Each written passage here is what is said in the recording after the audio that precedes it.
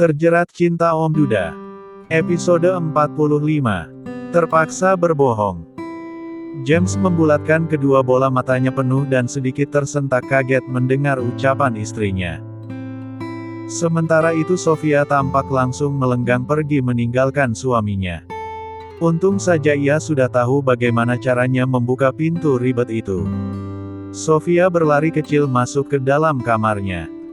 Tak peduli pada Pak Muhsin yang baru saja keluar kamar. Chef dingin itu tampak heran pada wanita yang menjadi penghuni wanita pertama setelah Luna. Ada apa dengannya? Aneh sekali, gumam Pak Muhsin seraya memakai celemek masaknya. Sementara itu di dalam kamar. Hiks, apa yang harus aku lakukan saat ini? Aku tidak ingin halim, hiks. Ucap Sofia di tengah-tengah isak tangisnya. Wanita cantik itu sangat ketakutan dengan kehaliman yang mengintainya. Walaupun ia tahu dan yakin jika sang suami akan bertanggung jawab, tapi tetap saja ia merasa takut dan belum siap. Banyak sekali hal yang membuatnya ragu.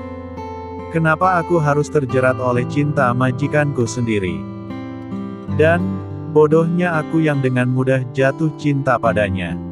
Hua. Padahal, belum tentu pria itu benar-benar mencintaiku. Hiks. Kali ini Sofia mengoceh sendiri. Menatap dirinya di pantulan cermin. Astagfirullah, tato merah ini. Cek, benar-benar menyebalkan. Dia benar-benar tidak mau mendengarkan dan menghargai ketakutanku. Awas saja kau, aku tidak akan melayanimu lagi. Pokoknya aku kesal sekali padanya. Oceh Sofia seraya menyentuh bagian yang penuh dengan tato merah buatan suami tampannya itu. Sementara itu di kamar James. Pria tampan itu berdiri di depan jendela kamar yang sudah ia buka. Membiarkan angin pagi dan sejuknya udara pagi masuk ke dalam kamarnya. Manik matanya menatap kosong pada kolam renang yang ada di halaman samping rumahnya. Sebenarnya apa yang membuat Annabel sangat tidak ingin halim? Apakah dia pikir pernikahan ini hanya main-main? Astagfirullah, dia benar-benar kekanak-kanakan. Harusnya dia terima apapun risikonya. Toh, aku juga tidak akan meninggalkannya begitu saja, James bicara di dalam hati. James sangat heran dengan sikap dan penolakan Sofia. Padahal dia sudah berjanji dan meyakinkan istri sirinya itu jika dirinya tidak akan meninggalkan wanita yang sudah sah menjadi istrinya. Tetapi, tetap saja Sofia menolak dan malah tidak ingin membahasnya lagi. Apa karena kedua orang tuanya? Mungkinkah ia ingin aku segera menemui kedua orang tuanya dan mengatakan perihal pernikahan kami ini?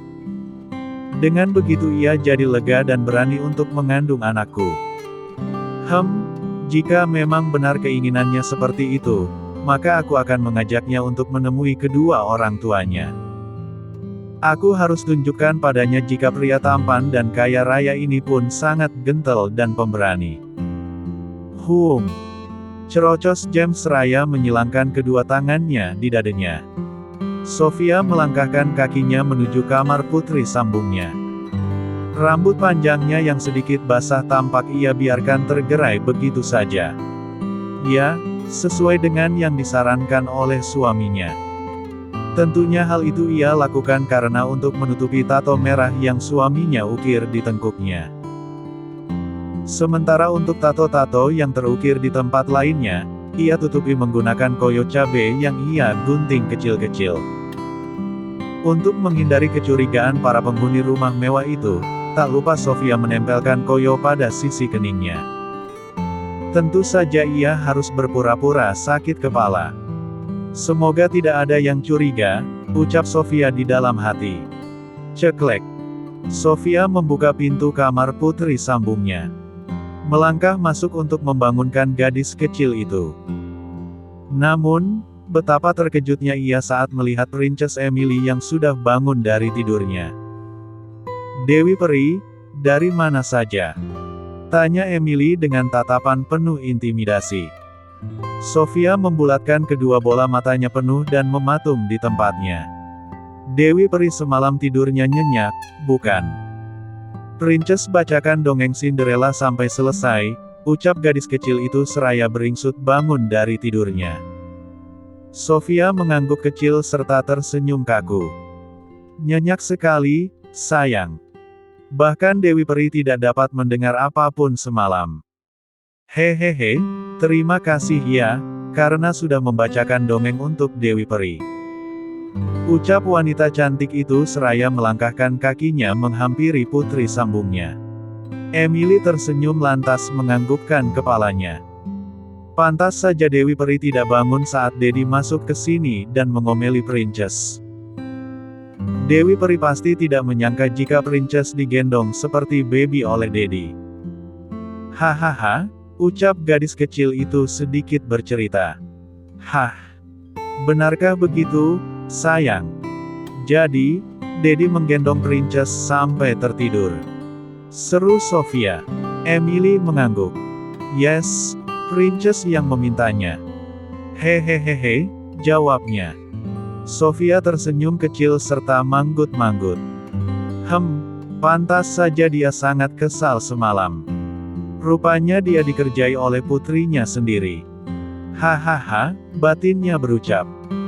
Dewi Peri, apa yang terjadi padamu? Kenapa banyak sekali tempelan stiker polos di leher Dewi Peri? Tanya Emily saat ia menyadari tempelan koyo yang menghiasi leher Dewi Perinya.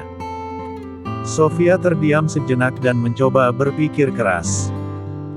Ini baru anak kecil yang bertanya, dia yakin setelah ini orang-orang dewasa penghuni rumah itu yang akan bertanya padanya.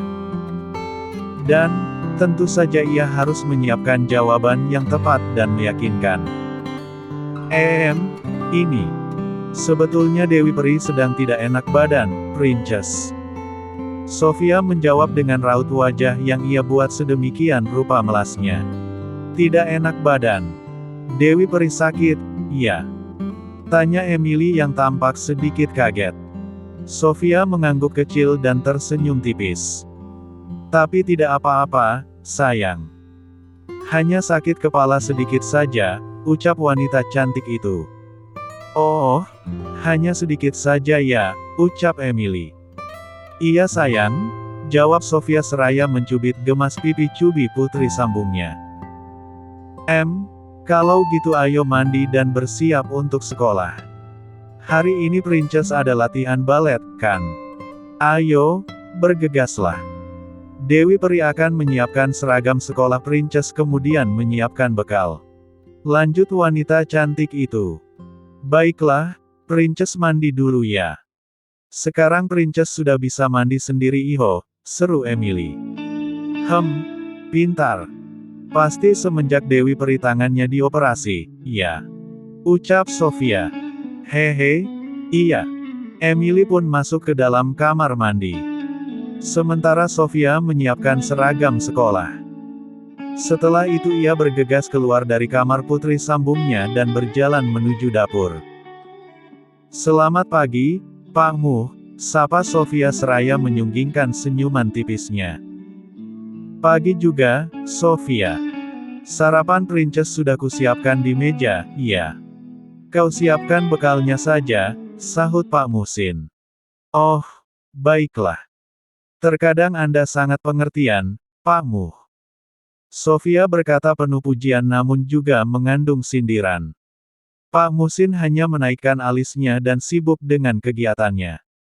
Sementara Sofia pun kini sibuk membuat bekal untuk Princess Emily. Terdengar deheman seorang pria yang sudah tak asing lagi bagi Sofia. Selamat pagi, Tuan.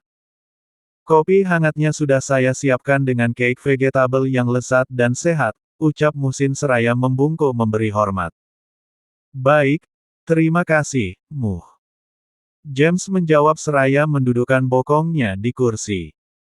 Sementara manik matanya terkadang meleset melirik sang istri yang tampak cuek dan sibuk dengan kegiatannya. Apakah kau sudah sarapan, Mu? Tanya James yang sesungguhnya bertujuan pada Sofia. Musin tampak tercengang kaget mendengar pertanyaan langka sang majikan yang tak pernah menanyakan hal itu sebelumnya. Hah? Apakah ini mimpi? Tumben sekali Tuan James perhatian padaku, ucap Musin dalam hati. Maksudku bukan kamu, Mu. Tapi wanita yang ada di belakangmu, ucap James dalam hati. Cih, sok perhatian sekali dia pada Pak Mu, desis Sofia di dalam hati. Kebetulan saya sudah sarapan, Tuan, jawab Musin.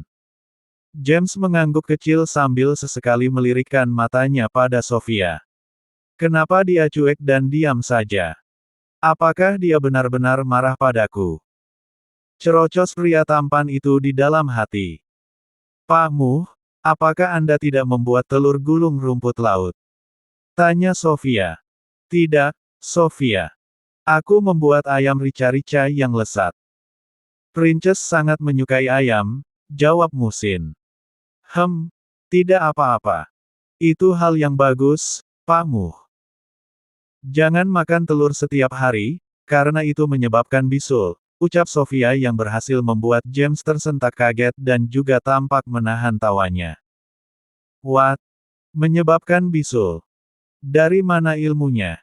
Tanya Pak Musin. Dari nenek saya. Sofia menjawab disertai senyumannya. Aku baru dengar akan hal itu. Tapi, ada apa denganmu? Kenapa kau memakai banyak koyo seperti itu? Ucap Pak Musin yang tampak mulai sadar jika Sofia mengenakan koyo. Sofia terdiam sejenak dan sedikit terhenyak kaget. Sementara James tampak menatap intens pada istri sirinya itu. Ternyata dia menggunakan koyo untuk menutupi tato merah tanda kepemilikan yang telah kuukir di lehernya. Hahaha, ucap James di dalam hati. Ah iya, Pak Mu. Sebenarnya hari ini saya sedikit merasa tidak enak badan.